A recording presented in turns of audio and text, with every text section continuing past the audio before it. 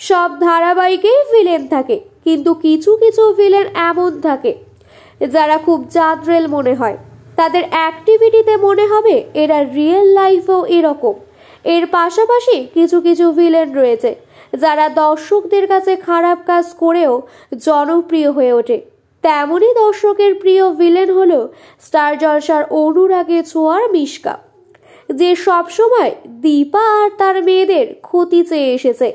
তার একটাই উদ্দেশ্য, সূর্যকে কাছে পাওয়া। সূর্যকে মিশকা এতটাই পছন্দ করে যে কোনো মূল্যে তাকে পেতে চায়, এর জন্য খুন করতেও রাজি আছে।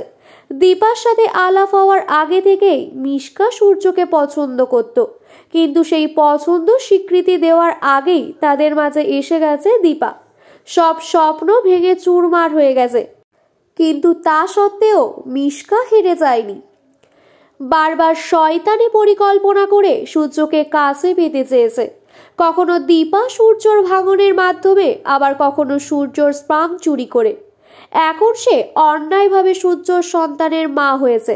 সেই সন্তানের জীবন আর তার জীবনকে বাজি রেখে মিশকা রূপাকে মেরে ফেলার চেষ্টা করে, আর তার জন্য 10 বছরের জেল হয় মিশকার। এখন সে কারাগারে বন্দী। কারাগারে বন্দী থাকা অবস্থাতেও সূর্যকে কল্পনা করতে থাকে।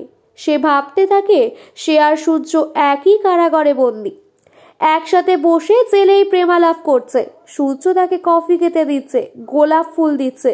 মিশকা সূর্যর কাঁধে মাথা দিয়ে বলছে, আমি জানতাম তুই আসবি।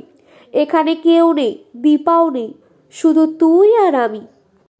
মিশকা তথা অহনা দত্তের এরূপ অভিনয় দেখে সকলেই প্রশংসা করছেন তার অভিনয়। দর্শকরা বলছেন, ওরে ভালোবাসা রে। কিন্তু এইটা বলতেই হবে, মিশকা আসলেই মন প্রাণ দিয়ে সূর্যকে ভালোবাসে।